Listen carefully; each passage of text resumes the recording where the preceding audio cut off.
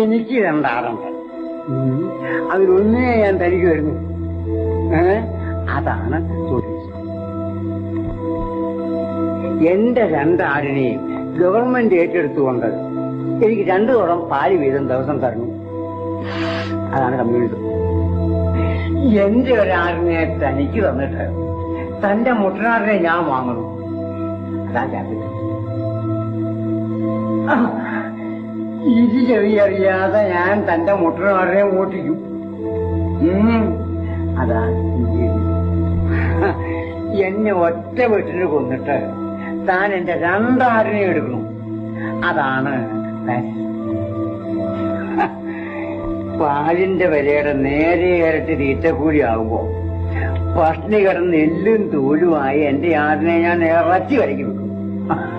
ഇത് വാങ്ങിക്കുന്ന ഹോട്ടലുകാരനത് chicken chops എന്ന് പറഞ്ഞ് 80% മാട്ടിറച്ചി കൂടെ ചേർത്ത് നാട്ടുകാർക്ക് വെക്കും. അതാ ഡെമോക്രസി.